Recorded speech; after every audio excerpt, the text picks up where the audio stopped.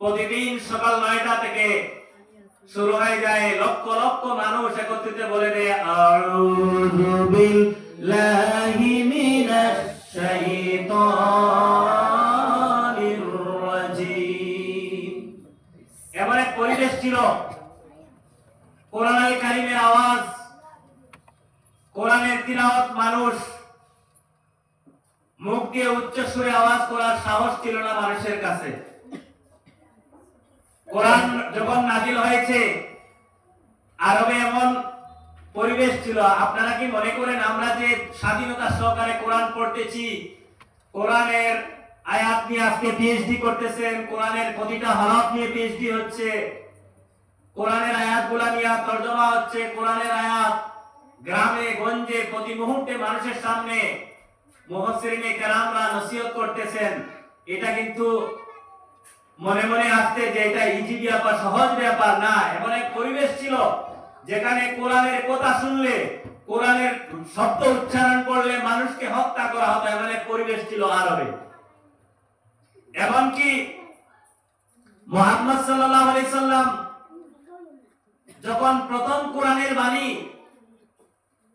প্রচার করা শুরু করলেন, ওহী যখন আসলো, মানুষ মুহাম্মদ সাল্লাল্লাহু আলাইহি সাল্লামকে পাগল বলা শুরু করলো। আরে পাগলে কি যেন কি বলতেছে, আজ থেকে যে তার উপরে কোরআন নাযিল হচ্ছে, এইভাবে মুহাম্মদকে সম্বোধন করে বলা হতো। কিন্তু যে আল্লাহ রাব্বুল আলামিন তার বাণীকে গোটা পৃথিবীর জন্য হেদায়েত হিসেবে দিতে চান, এই আল্লাহ রাব্বুল আলামিন কেমনে এই কোরআনের ব্যবস্থা করেন মানুষের সামনে পৌঁছে দেওয়ার। শুনুন কি আশ্চর্য ব্যাপার ছিল, গোটা পৃথিবীর মানুষ জানতো না যে আল্লাহ পাক মুহাম্মদুর রাসূলুল্লাহর মাধ্যমে তার বাণীগুলা জমিনে নাযিল করতেছেন। এই সময় মানুষের কাছে জ্ঞান ছিল না। নবীজি যখন প্রথম মানুষের সামনে ওহী বললেন, আরবের মানুষগুলা, শুধু আরবের মানুষ না, ইভেন মুহাম্মদ সাল্লাল্লাহু আলাইহি সাল্লামের পরিবারের মানুষগুলা, আবু জেহেল, আবু সুফিয়ান, উতবা, সাইবা, এলা আহলে কুরাইশ, তারা মুহাম্মদ সাল্লাল্লাহু আলাইহি সাল্লামের বিরোধিতা শুরু করলো। এমনকি এমন পর্যায়ে চলে গেল যে মানুষ কেমনে মুহাম্মদ সাল্লাল্লাহু আলাইহি সাল্লামকে তার কোরআন পড়া থেকে বন্ধ করা যায়, এই বিষয়ে চিন্তায় পড়ে গেল আহলে আরবরা। কারণ কোরআনের আকর্ষণটা ভিন্ন ছিল। কোরআনের আকর্ষণ ভিন্ন না? কোরআনের তেলাওয়াত শুনলে মানুষের আনন্দ লাগে না? কোরআনের কথাগুলো আশ্চর্যজনক কথা না? কোরআনের প্রতিটা কথা মানুষের কলিজা শিহরে ওঠে শোনার সাথে সাথে। কোরআনের আকর্ষণটা ভিন্ন। কিন্তু মুহাম্মদ সাল্লাল্লাহু আলাইহি সাল্লাম যখন কোরআনের বাণীগুলো মানুষের সামনে পৌঁছে দেন, তখন মানুষগুলা কোরআনের আওয়াজ শুনে, কোরআনের লালিত্য, কোরআনের অর্থ, কোরআনের মুজিজা, কোরআনের তিলাওয়াত শুনে মানুষ আর দেরি করে না মুহাম্মদ সাল্লাল্লাহু আলাইহি সাল্লামকে একথা বলতে বাধ্য হয়ে যায়, নিঃসন্দেহে এই কথাটা আল্লাহর বাণী, আর তুমি আর কেউ নাই, নিঃসন্দেহে মুহাম্মদুর রাসূলুল্লাহ সাল্লাল্লাহু আলাইহি সাল্লাম এই কথা বলতো। আরববাসীরা দেখলো এইভাবে যদি মুহাম্মদ মানুষের সামনে কোরআন শোনায়, আর এইভাবে মানুষ আশ্চর্য হয়ে যদি ঈমান নিতে চায়, তাহলে তো আমাদের ধর্ম শেষ হয়ে যাবে, আমাদের পূর্বপুরুষের ধর্ম আর থাকবে না, মুহাম্মদের ধর্মে পরিণত হয়ে যাবে। সেই হিসাবে কেমনে মুহাম্মদ সাল্লাল্লাহু আলাইহি সাল্লামকে কোরআনের বাণীগুলো মানুষের সামনে প্রচার করা, তিলাওয়াত করা থেকে বন্ধ করা যায়, এইভাবে পরামর্শ নিল। আবু জেহেল তার একটা অফিস আছে যেটাকে দারুন নদওয়া বলা হয়। নদওয়ার একটা অফিস যেখানে আজ পর্যন্ত টয়লেট বানিয়ে রাখা হয়েছে। হাজী সাহেব দেখেছেন নিশ্চয়ই, যেখানে শত শত টয়লেট রয়েছে। নদওয়ার সেই অফিস থেকে আবু জেহেল ফয়সালা দিল, যে ফয়সালাটা তারা যে সিদ্ধান্ত নিল, সিদ্ধান্ত কি নিয়েছে জানেন? এই সিদ্ধান্তটা আল্লাহ পাক কোরআনুল কারীমের মধ্যে নোট করে দিলেন, যাতে করে কিয়ামত পর্যন্ত মানুষ বুঝতে পারে যে কোরআনের আলো, কোরআন যে জায়গায় পড়া হয়, কোরআনের প্রতিষ্ঠানগুলো তো একগুলো মানুষ থাকবে, বাধা দিবে, কোরআনের বাণীগুলা নিয়ে বাধা দিবে। আজকে যারা পৃথিবীর সমগ্র ইহুদ নাসারারা কোরআন থেকে মানুষকে সরাবার কত চক্রান্ত চলছে, এটা হবে বাস্তব। সুতরাং ইহুদ নাসারা এইদিকে তারা প্রোটেস্ট করবে, বিদায় আল্লাহ পাক আবু জাহেলের এই ফয়সালাটা কুরআনুল কারীমে আল্লাহর ভাষায় উপস্থাপন করলেন। আল্লাহ পাক বলে দিলেন, আবু জাহেল যে উপস্থাপন করেছিল, লা তাসমাউ লিহাদাল কুরআন ওয়ালগাউ, ও পৃথিবীর মানুষেরা, আজ থেকে তোমরা কোরআন শরীফ শুনবা না, কোরআন তিলাওয়াত শুনবা না। লা তাসমাউ লিহাদাল কুরআন, খবরদার কখনো কোরআন তিলাওয়াত শোনা যাবে না। মুহাম্মদ কি বলে তাও শুনবা না। মুহাম্মদ আল্লাহর বাণী বলো, আর কিছু বলো, তার কোনো কথা শোনা যাবে না। ওয়াল গাউবি, শুধু না শুনবা না, কোন মানুষ যাতে মুহাম্মদের পাশে না যায় এই কথার জন্য তোমরা জিম্মাদারি হয়ে যাবা, মানুষকে ভয় দেখাবা, প্রোটেস্ট করবা, মানুষকে রাস্তায় বাধা দিবা, যাতে করে মানুষ মুহাম্মদের পাশে গিয়ে কোরআন শুনতে না পারে। নাউজুবিল্লাহ বলবা না? চিৎকার করে নাউজুবিল্লাহ। কত কষ্ট করে আমাদের কাছে কোরআন এসেছে, কত স্ট্রাগল করে আজকে আমরা ইসলাম পেয়েছি। আরে অবাক হয়ে যাবা। শুধু তাই নয়, কিন্তু আরব থেকে যখন দূর থেকে যখন মানুষগুলো আরবে আসতো ব্যবসা বাণিজ্যের জন্য, আল্লাহ কিভাবে কায়দা করে মানুষকে কোরআনের দাওয়াত দিতেছেন শুনুন। আরববাসী বলছে কোরআন শুনবে না, কোরআন শুনতে যাবে না, কোরআনের পাশেও যাবে না, মুহাম্মাদের পাশে যাবে না। আবু জাহেল তো বাইরে হয়ে গেল, আরে আমার বাতিজা পাগল হয়েছে, পাগল না, মুহাম্মদ কি বলে ওর কথা শুনো না। আরবে যখন মানুষ ঢুকে ব্যবসা বাণিজ্যের জন্য, আগে তাকে বলা হচ্ছে, ও আরব দূর দেশের মানুষদেরকে বলা হচ্ছে তোমরা এক কাজ করবা, আরবে যাও, ব্যবসা করো। কিন্তু মক্কার পাশে একটা পাগল রয়েছে মুহাম্মদ নামে, মক্কার পাশে কাবা শরীফের পাশে বসে একটা পাগল, কি যেন আরবিতে সুন্দর সুন্দর ছন্দ মিলাইয়া কি যেন কথাগুলো বলে, খবরদার তার কথা শুনবা না, তার পাশেও যাবে না।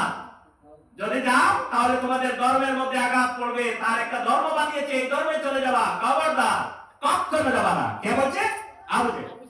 তাহলে আগে মেসেজ দিয়েছে মানুষকে, নিষেধ দিয়েছে, কিন্তু নিষিদ্ধ জিনিসের প্রতি আকর্ষণ বেশি থাকে মানুষের। অন্য দেশের মানুষগুলা বললো, আরে একটা পাগল কি বলে, পাগল কি বলে। আর আরবের সর্দারেরা পাগলের পাশে যাইতে না বাধা দেয় কেন? কি যেন কি হয়েছে, পাগলের কথাগুলি শুনে আসি। তাহলে নিষিদ্ধ জিনিস মানুষের প্রতি আরো আকৃষ্ট হলো। যে মানুষ জানতো না আরবের পাশে একজন পাগল বসে কোরআনের নামে আয়াত বলছে, ওই মানুষগুলা পাগলকে দেখার জন্য কাবা শরীফের পাশে আসলো, পাগল কি বলে শুনবো। কোরআনের পাশে যখন পাগলকে শোনার জন্য বিধর্মী মানুষগুলা যখন কাবা শরীফের সামনে আসলো, মুহাম্মদ সাল্লাল্লাহু আলাইহি সাল্লাম তাদের সামনে বলতেছেন, বিসমিল্লাহির রহমানির রহিম, আর রহমানু আল্লামাল কুরআন, খালাকাল ইনসানা আল্লামাহুল বায়ান। এই কথা শোনার সাথে সাথে মানুষ বলল, পাগলে কি বলে শুনে আসি। আরে মুহাম্মদের মুখ থেকে এই বাণী শুনে মানুষ অবাক হয়ে গেল, কি আশ্চর্যজনক কথা বলতেছে। এটা কোন পৃথিবীর জ্ঞানী মানুষ বলতে পারে না, পৃথিবীর কোন পাগলের ভাষা হতে পারে না, পৃথিবীর শ্রেষ্ঠ কোন জ্ঞানী মানুষের ভাষা হতে পারে না। সবাই বিধর্মী মানুষেরা একত্র হয়ে বলতেছে, এটা নিঃসন্দেহে আল্লাহর বাণী ছাড়া আর কিছু না। বলো সুবহানাল্লাহ। আল্লাহর বাণী ছাড়া কিছু নয়। মানুষের মধ্যে মজা চলে আসলো, আনন্দ চলে আসলো। আরে পাগলের মুখ থেকে যে কথাগুলো আসে, প্রত্যেকটা কথায় কলিজা শিহরণ ওঠে। মানুষ ব্যবসা ছেড়ে, তাদের তিজারতের ব্যবসা ছেড়ে মুহাম্মদের সামনে বসে আসলো আর শুনতেছে কোরআনের বাণী। এক পর্যায়ে গিয়ে আঞ্জাম বিধর্মী মানুষগুলা মুহাম্মদের কোরআনের কথা শুনে শুনে কোরআনের আয়াতে আশ্চর্য হয়ে সবাই বলতে লাগলো, লা ইলাহা ইল্লাল্লাহু মুহাম্মাদুর রাসূলুল্লাহ সাল্লাল্লাহু আলাইহি ওয়াসাল্লাম। আরে যে আরবের কুরাইশরা ধর্ম, তাদের বাপদাদার ধর্ম নষ্ট হয়ে যাবে, মুহাম্মদকে যাবে বলে মুহাম্মদকে পাগল স্বীকৃতি দিল, মুহাম্মদের পাশে না আসার কথা বলল, ওই আরবের নন আরবি মানুষগুলা নিষিদ্ধ জিনিসের প্রতি আকৃষ্ট হয়ে কথা শুনে আজকে মুসলমান হওয়া শুরু করলো। এমন যখন দেখলেন বাইরে দেশ থেকে মানুষ আসলো, শাম দেশে মুসলমানের মক্কায় মুহাম্মদ রয়েছেন, সামনে গিয়ে গেল মুহাম্মাদের কোরআনের আওয়াজ, মুসলমান শাম দেশে চলে যাচ্ছে। বাইরে দেশের মানুষ এসে ইসলাম কবুল করে, ইসলাম কি হচ্ছে, ইসলাম প্রচার শুরু হয়ে গেল। তারা কি করলো, আবু জেহেল উতবা সাহেবা মিটিং ডাকলো অফিসে, শোনো আরববাসী, আজ থেকে একটা কাজ করতে হবে, আমরা নিষেধ দিলে এই নিষেধটা মানুষ মানছে না। মুহাম্মদ প্রতিদিন কি বলে, জিবরাইল নাকি ফেরেশতা আসে আর নতুন নতুন কি কথা উপস্থাপন করে, এই কথায় মানুষ আকৃষ্ট হয়, কি হয়, মানুষ কি করে, মুসলমান হয়ে যাচ্ছে। তাহলে কি করা লাগবে, আমরা আজ থেকে একটা আইন পাস করব। দারুন্নতা কিন্তু আইনের অফিস ছিল, আবু জাহেলের অফিস, সেখান থেকে একটা আইন পাস করলো, বলে ও আরববাসীরা, আজ থেকে শুধু আমরা মানা করব না, আজ থেকে আমরা আইন পাস করব, যারা মুহাম্মাদের সামনে গিয়ে কোরআন শুনবে, যারা মুহাম্মাদের ঘরের মধ্যে যাওয়ার সময় কোনো মানুষকে বাধা দিবে না, তাদেরকে আমরা বন্দী করে কোরআন দিয়ে ঝেড়ে বন্দী করে রাখবো, যাতে করে আর আজ থেকে মুহাম্মাদের বাণী আর কেউ যেন শুনতে না পারে। আইনি ভাবে আমরা পুরো অ্যাকশন নিব, আইনি ভাবে আমরা পদক্ষেপ নিব। এলান করা হবে, খবরদার, আজ থেকে মুহাম্মাদের পাশে যিনি যাবা তাকে কোড়া লাগানো হবে, যারা মুহাম্মাদের কথা শুনবা তাকে ঝেড়ে দিতে হবে, যারা কোরআনের আওয়াজ শুনে ইসলাম কবুল করবে, বাপ দাদার ধর্ম ছাড়বে, তাদেরকে ঝেড়ে দিতে হবে। আইন পাস করে দিও। কোন জায়গায়, আবু জেহেলের অফিসে লিডার ছিল আবু জেহেল। মানুষ ভয়ে, আরে মুহাম্মাদের পাশে গেলে তো আর আজ থেকে আর মধুর বাণী শোনা যাবে না, কারণ আবু জেহেল উতবা সাহেবা যদি জানে তারা আরবের লিডার ছিল, তাহলে তো আমার ঝেড়ে দিতে হবে।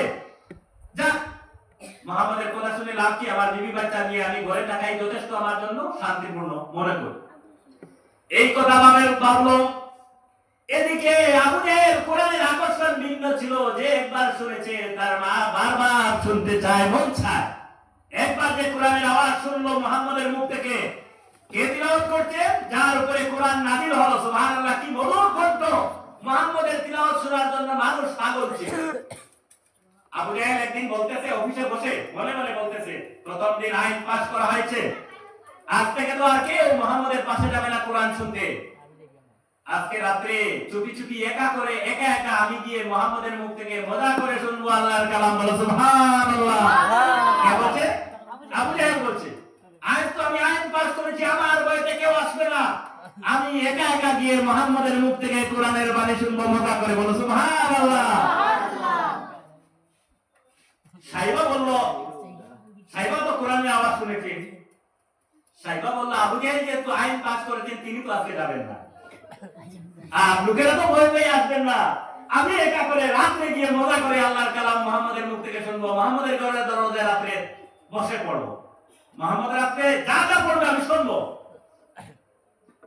সাইবাও ঠিক বলছে, আবু জেহেল উতবা যেহেতু বড় লিডার, তারা আইন করেছে, তারাও তো আসবে না, আর অন্য কেউ আসবে না, আমি আজকে মুহাম্মাদের ঘরে চলে যাব রাত্রে, সব যখন ঘুমিয়ে যাবে, রাত যখন গভীর হবে, আমি একা যাব আর মজা করে গিয়ে শুনবো আল্লাহর কালাম মুহাম্মাদের মুখ থেকে। সুবহানাল্লাহ। আমি বুঝাতে চাইছি কোরআনের আকর্ষণ কত ভিন্ন। শুনুন মুসলমান, রাত যখন গভীর হয়ে গেল, মানুষ আবু জেহেল উতবা সাইবার ভয়ে মুহাম্মাদের ঘরের পাশে আসলো না। আবু জেহেল অন্ধকার রাত্রে একা চুপি চুপি গিয়ে মুহাম্মাদের ঘরের দরওয়াজার খুলে কান লাগিয়ে শুনতে, যে মুহাম্মদ কি সুন্দর সুন্দর তিলাওয়াত করছে, সারা রাত শুনলো। ঘরের অপর পাশে গিয়ে উতবা দাঁড়িয়ে মুহাম্মাদের ঘরে কান লাগিয়ে শুনতেছে মুহাম্মাদের বাণী, কি সুন্দর বাণী। এদিকে সাইবা আর পাশে বসে,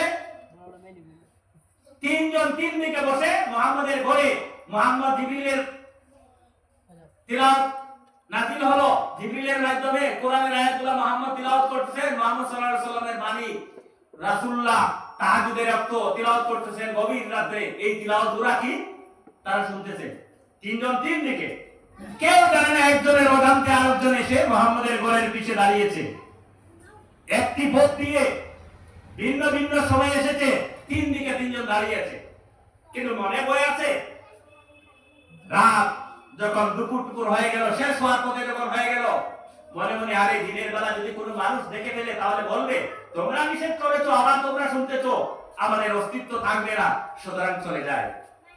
ফজরের রক্তের সামান্য পূর্বে সুবহে সাদিকের সময় আবু জাহেল বলল, আর বেশি শুনলে হবে না, মানুষ দেখে ফেলবে।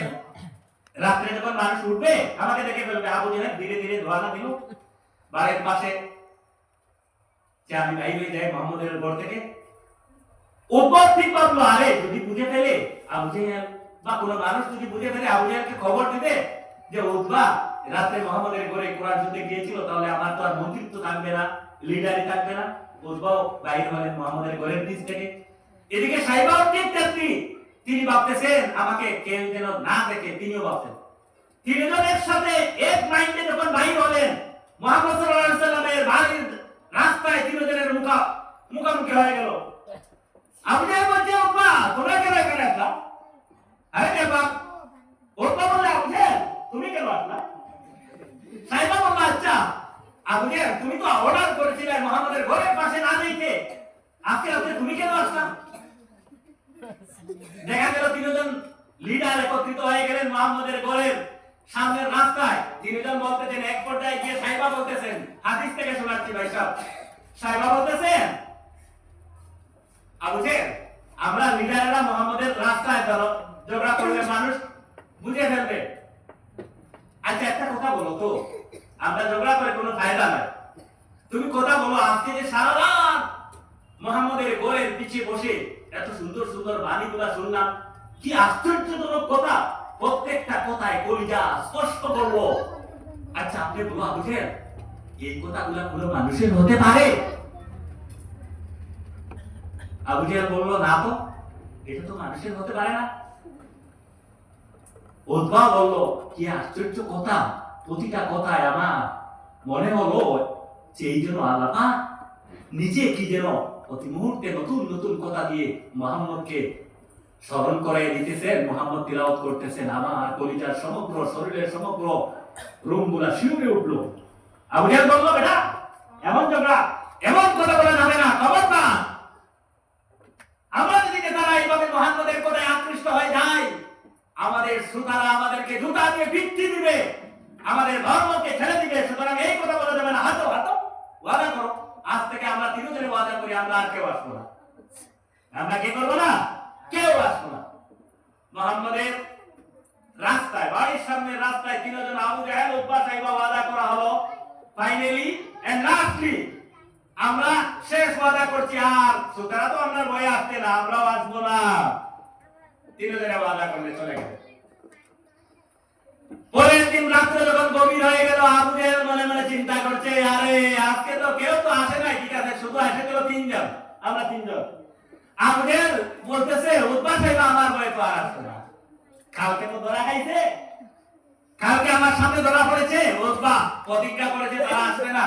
সাইবা বলছে, আবু জাহেল ঠিক তেমনি বলতেছে, আজকে তো কেউ আসবে না, আমি একা একা গিয়ে একা একা করে আগের দিনের মতো মজা করে শুনে, মজা করে করে মুহাম্মদের মুখ থেকে শুনবো আল্লাহর বাণী। বলো সুবহানাল্লাহ। পুনরায় তিনজন মনে মনে প্রশ্ন করে যে আজকে আমি একা, এই বলে আবার চলে আসলেন। আবার দেখা হয়ে গেল প্রতিদিন, আগামীকাল গতদিনের মতো আজকেও পুনরায় তিনজনের মিলন হয়ে গেল। সুবহানাল্লাহ বলবা না? কোরআনের আকর্ষণ কি ভিন্ন, কি ভিন্ন কোরআনের আকর্ষণ।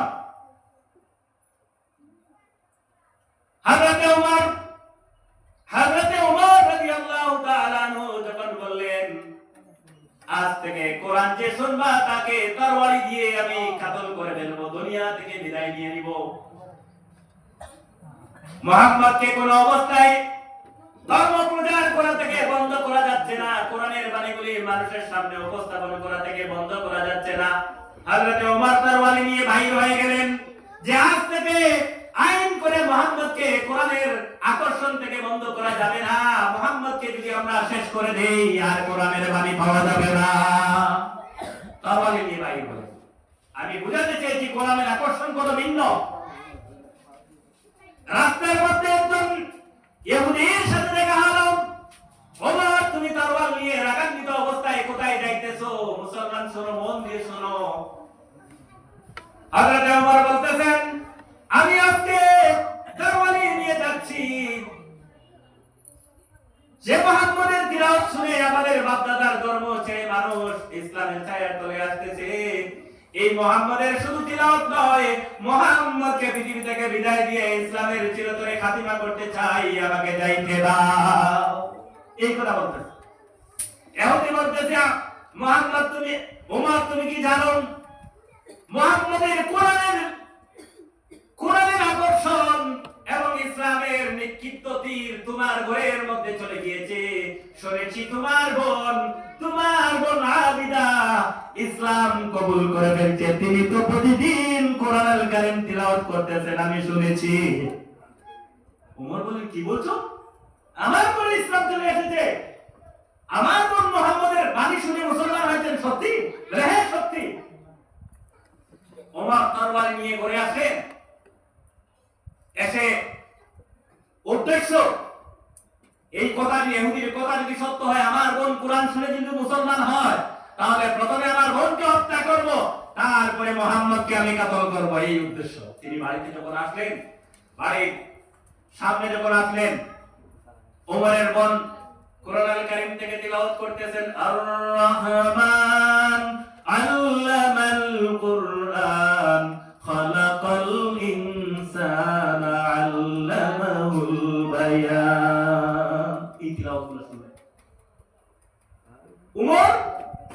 তিলাওয়াত শুনে আগে দি পাওয়ার বাড়ালেন না। আরে কি আওয়াজ শুনছি, আমি তো দেখি, স্টপ, কি আওয়াজ শোনা গেল আরো।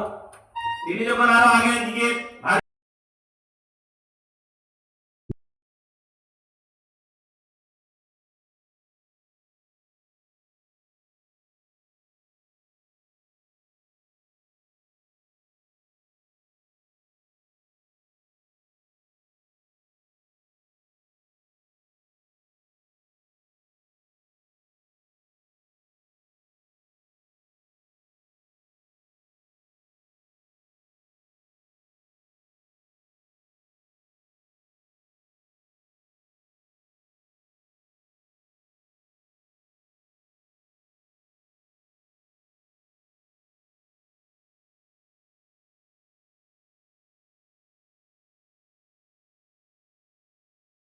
কোরআনুল কারীমের কয়েকটি আয়াত লিপিবদ্ধ করা ছিল, এটা ছিল তিনি এই আয়াতগুলা লুকিয়ে কোন একটা বস্তুর নিচে লুকিয়ে রাখলেন আর নিজেকে সুদরাইয়া বসে পড়লেন। ওমর ঘরের মধ্যে প্রবেশ যখন করলেন, বলে তখন হুশ চলে গেল, আরে ওমর কি রাগান্বিত অবস্থায় আমার ঘরে আসলেন। আল্লাহ পাক পরবর্তীকার আলামিনের কোরআনের কি মাঝাসা। ওমর বলতেছেন, বোন ভয় পাইস না, ভয় পাওয়ার কোনো কথা নাই। আমি এই মুহূর্তে সামান্য আগে তোমার মুখ থেকে কি আওয়াজ শুনতেছি, এই আওয়াজটা পুনরায় একবার উপস্থাপন করো, আমি তোমার আওয়াজটা পুনরায় শুনতে চাই। বলো সুবহানাল্লাহ। ওমরের বোন ভয় পেয়ে গেলেন, না রে ভাই, আমি এমন কোনো কথা বলি নাই, না না এমন কথা বলো না, তোমার মুখ ঘর থেকে আমি আওয়াজ শুনেছি, কে যেন কি আশ্চর্যজনক কথা বলেছে, জীবনে কোনোদিন এমন কথা বলি নাই, এমন কথা শুনি নাই, তোমার মুখ থেকে যে কথা শুনেছি তুমি বলতে দাও, তোমার মুখের আওয়াজটা আমি শুনতেছি। শেষ সময় যখন বোন বলছে না, তরবারি বাইরে করে বলতেছেন, যদি তুমি এই কথাগুলা না বলো তাহলে তোমাকে আজকে আমি শেষ করে দিব। তখন ওমরের বোন বিসমিল্লাহ বলে কোরআনের আওয়াজগুলা করে দিলেন। ওমর এই কথা শুনে বলতেছেন, বোন এই কথাগুলা কোথায় শুনেছো? ওমরের বোন বলতেছে, ভাই আমি আরবের যাকে পাগল বলা হয় মুহাম্মদুর রাসূলুল্লাহর মুখ থেকে এই কথাগুলা শুনেছি। এই কথা শুনে আমার কলিজা শিহরে উঠলো। আমি মুহাম্মদকে নবী হিসেবে বিশ্বাস করে নিলাম।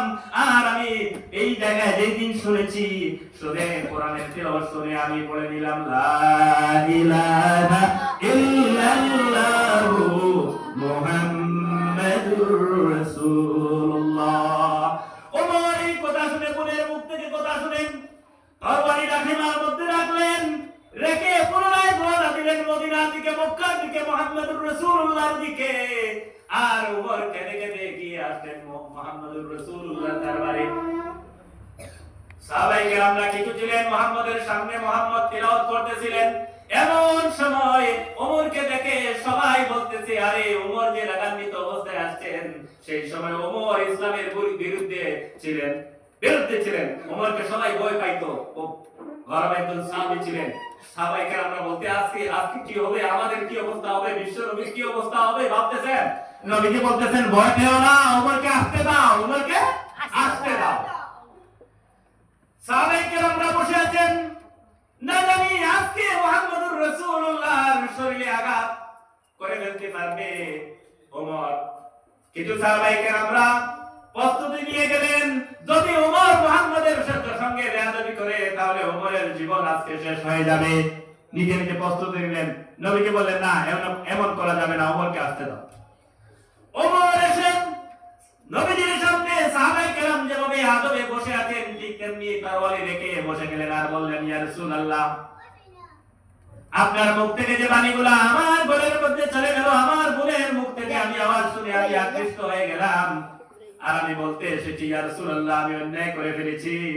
কোরআন সত্য, তুমি নবী সত্য, তোমার মুখ থেকে যে বাণীগুলো আসছে নিঃসন্দেহে এটা আল্লাহর কালাম। আমি এই কথার জন্য তোমার সামনে এসেছি।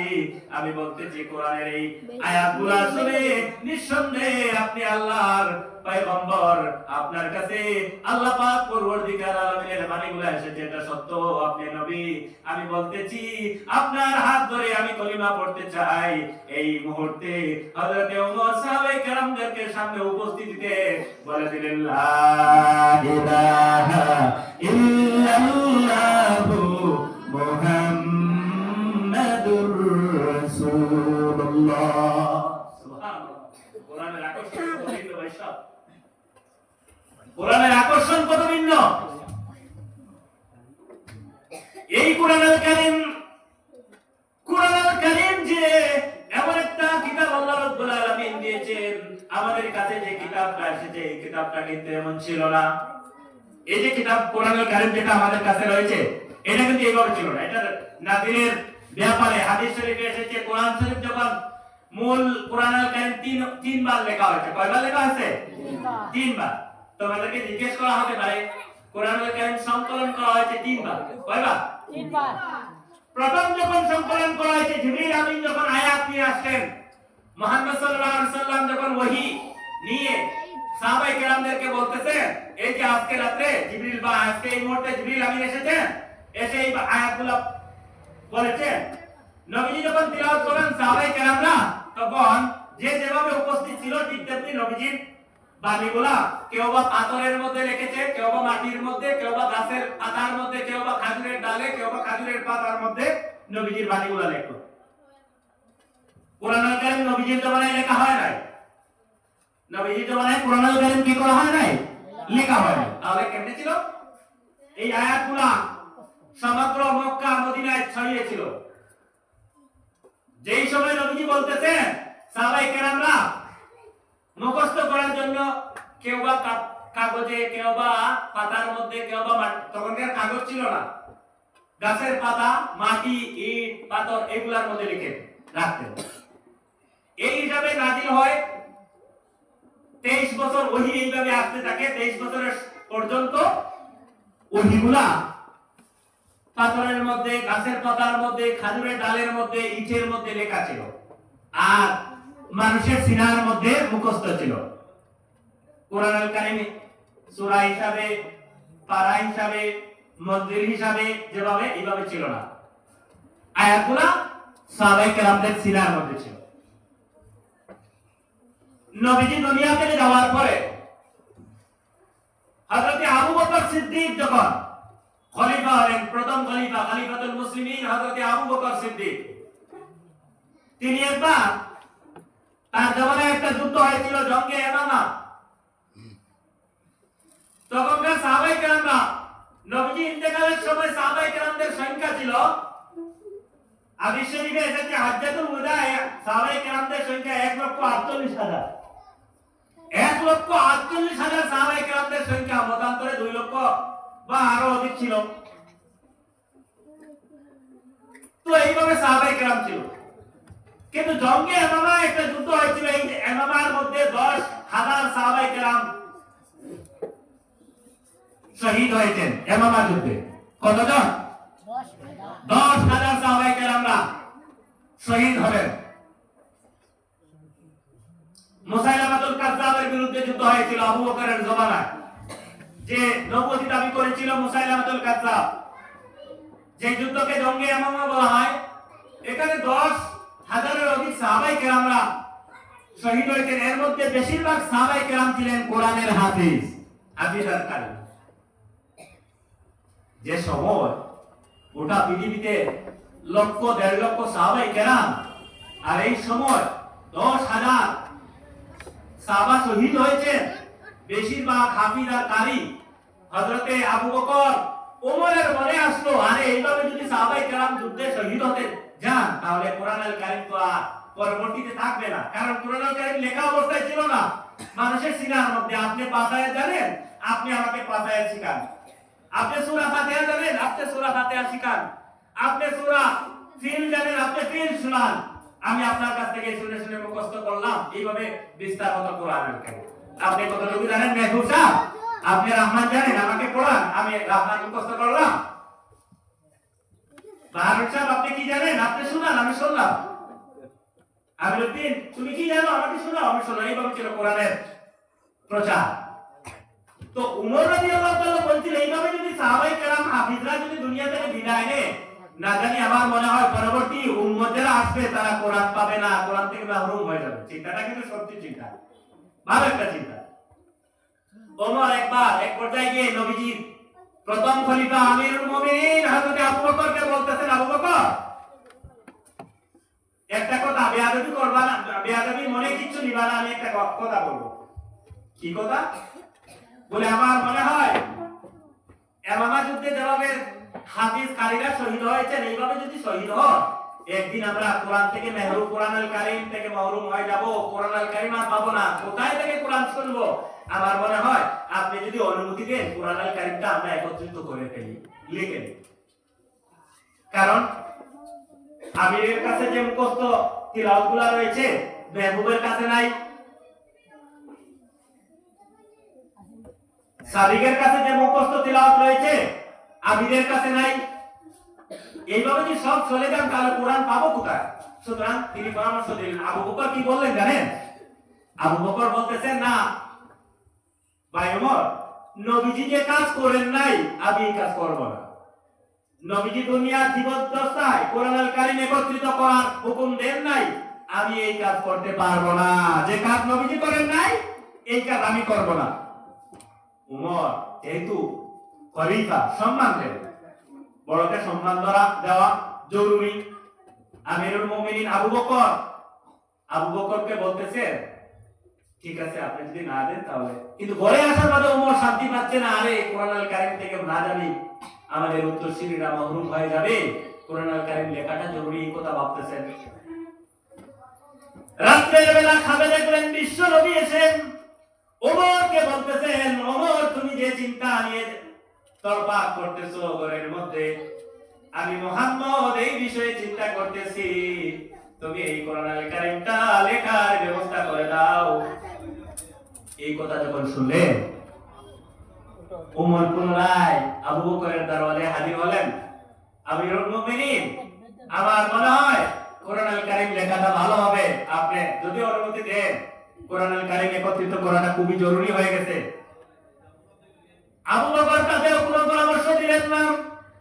আবু বকর কিছু না বলে চলে গেলেন। আর শুধু এক কথা বললেন, নবীজি যে কাজ করার কথা করেন নাই অথবা বলেন নাই, সেই কাজ আমি আবু বকর কেমনে করব?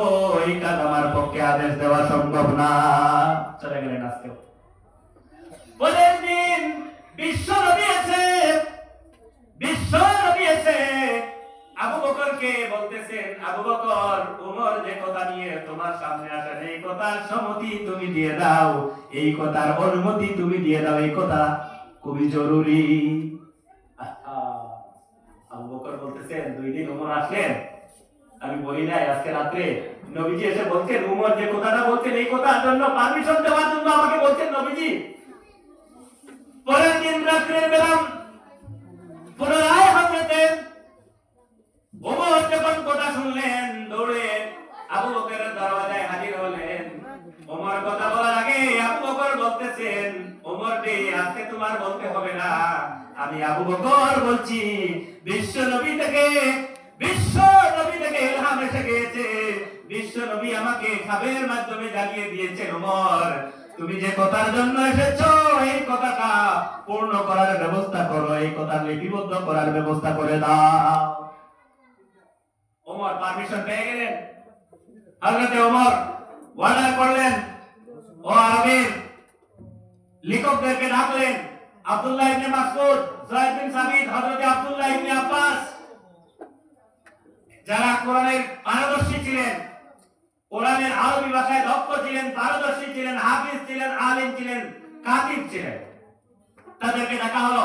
বিশেষ করে আব্দুল্লাহ ইবনে আব্বাস, আব্দুল্লাহ ইবনে ওমর, যায়েদ বিন সাবিত, হযরত হারিস, এই সকল বিশিষ্ট সাহাবায়ে কেরামদেরকে ডাকলেন আর বললেন, ও সাহাবায়ে কেরামরা, কার কাছে কত আওয়াজ কোরআনুল কারীমের আয়াত রয়েছে তোমরা প্রমাণ সহ নিয়ে আসো। সবাই আনতেছেন আর লেখা হচ্ছে। এই সময় সাহাবায়ে কেরামরা কোরআনুল কারীম উনজিলাল কোরআন আলা সাবঈ লুগা, কোরআনুল কারীম 7টা ভাষায় নাযিল হয়েছিল। কয়টি ভাষা? শামী, মক্কি, মদনী, কুফি, কুরাইশি, এইভাবে 7টা ল্যাঙ্গুয়েজ, বি লুগাতিন সাবা লুগা, 7টা উনজিলাল কোরআনুল কারীম 7টা লুগাতে নাযিল হলো। তখন কি করা হলো? আরবের মক্কা মদিনার সাহাবায়ে কেরামদেরকে কালেকশন করে 7 ধরনের ল্যাঙ্গুয়েজ দিয়ে কোরআনুল কারীম একত্রিত করা হলো। কুফি ভাষায় যেগুলো আয়াত নাযিল হলো, কুফির আয়াতগুলো লেখা হলো কুরাইশি, মক্কি, মদনী, এইভাবে ভিন্ন ভিন্ন আরবের ভাষা ছিল। ভিন্ন ভাষায় 7টা ভাষায় কোরআনুল কারীম লেখা হলো। তার মানে 7টা পাঠ হয়ে গেল কোরআনুল কারীমে। এক পর্যায়ে গিয়ে আবু বকরের জমানা চলে গেল। এই অবস্থায় 7 ভাষায় কোরআনুল কারীম মানুষ পড়তেছে। ওমরের জমানা লম্বা, ওমরের জমানা চললো, 7টা ভাষায় মানুষ কোরআন পড়তেছে। হযরত ওসমান গনির জমানা যখন আসলো, এমন পরিবেশ শুরু হয়ে গেল, আরবের মানুষেরা নয়, গোটা পৃথিবীর মানুষেরা 7টা ভাষায় ডিভাইড হওয়া শুরু হয়ে গেল। কুফি মানুষগুলা কুফি ভাষায় কোরআন তিলাওয়াত করতেছে, মক্কি মানুষগুলা তাদের মক্কি ভাষা দিয়ে আয়াতগুলা এগুলা পড়তেছে, মদনী মানুষগুলা মদনী তিলাওয়াতগুলা করতেছে। এইভাবে 7টা ভাষায় নিজের ভাষার মুতাবিক নিজের ভাষাকে সম্মান দিতে গিয়া নিজের ভাষা মুতাবিক কোরআনের আয়াতগুলা যেগুলা নিজের ভাষার মধ্যে পড়ে ওই ভাষার আয়াতগুলা পড়তে লাগলো, নামাজে আর ফাজিলগুলা পড়তেছে না। হযরত উসমানের মনে আসলো, এইভাবে যদি মানুষ পাঠ করে কোরআন পড়ে, না জানি এক সময় কোরআনুল কারীম থেকে কোরআন 7 ভাগে বিভক্ত হবে, আর এক সময় হয়তো ভাষা যখন বিলুপ্ত হবে তখন হয়তো কোরআনের কোনো পাঠ বিলুপ্ত হতে পারে। উসমানের মাথায় চিন্তা। উসমান রাদিয়াল্লাহু তাআলা আনহু তখন ছিলেন আমিরুল মুমিনিন। হযরত উসমান খলিফা ছিলেন। তিনি অর্ডার করলেন, পৃথিবীর জমিনে যত কোরআনুল কারীম রয়েছে সব কোরআন একত্রিত করা হলো। তখন যার বেশি কোরআনুল কারীম লেখা ছিল না, সব কোরআনুল কারীম একত্রিত করা হলো। আর তিনি বললেন, আজ থেকে সব 7 ভাষাকে একত্রিত করে যে ভাষায় কোরআনুল কারীম নাযিল হয়েছে, আল্লাহর ভাষা, কোরআনের ভাষা, মুহাম্মদের ভাষা, কুরাইশি ভাষা, আরবি ভাষার মধ্যে তিনি কি করলেন? ট্রান্সলেট করে দিলেন, লিপিবদ্ধ করে দিলেন। 7টা ভাষা ট্রান্সলেট করে কোরআনের ভাষায় একত্রিত করে দিলেন, আরবি ভাষায় ট্রান্সলেট করে। এই যে মুকম্মল কোরআনুল কারীম যেটা আমাদের কাছে রয়েছে, এটা শেষ লিপিবদ্ধ হয়েছে কার জমানায়? দ্বিতীয়ত উমরের জমানায় হলো একত্রিত, প্রথম তো আবু বকরের জমানায়, হ্যাঁ, প্রথম নবীর জমানায়, দ্বিতীয় আবু বকরের জমানায়, উমরের মাধ্যমে হলো। 3 নম্বর হযরত ওসমানের জমানায় যে কোরআনুল কারীম আজ পর্যন্ত আমাদের মধ্যে বিদ্যমান, এই 3বার কোরআনুল কারীম লেখা হয়েছে। মনে থাকবে? এই কোরআনুল কারীম 3বার লেখা হয়েছে। কোরআনুল কারীম। সুতরাং আমরা আজকে জানতে পারলাম কোরআনুল কারীমের সংকলনের বৈশিষ্ট্য, কোরআনুল কারীমের আয়াতগুলা নাযিলের ধরন বা কোরআনুল কারীম লিপিবদ্ধ এবং কোরআনের আকর্ষণগুলা আমরা আজকে জানতে পারলাম। কোরআনের আরেকটা মুজিজা হলো, কোরআনুল কারীম যত শুনবা তত আনন্দ লাগে। আনন্দ লাগে না? কোরআনুল কারীমে আল্লাহ পাক বলেছেন, ইয়াসসারনাল কোরআন, গোটা পৃথিবীবাসীর জন্য এটা ইয়াসসার ইজি।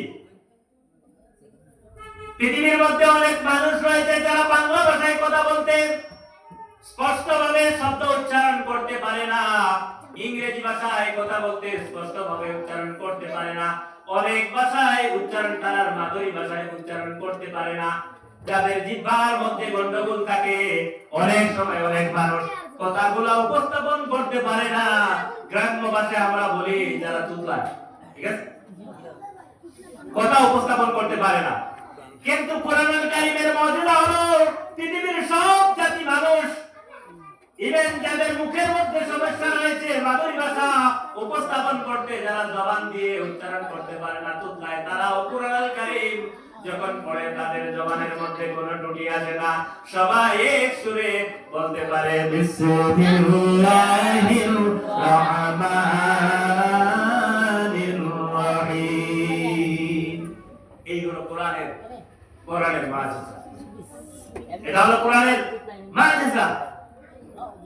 শুধু তাই না ভাই সব, কোরআন শব্দের অর্থ, কোরআনের কালিমের শব্দের অর্থ হলো পঠিতজ্ঞ বা কারা। আল কোরআন শব্দের অর্থ কারা থেকে পড়া, সর্ববহুল পঠিতজ্ঞ।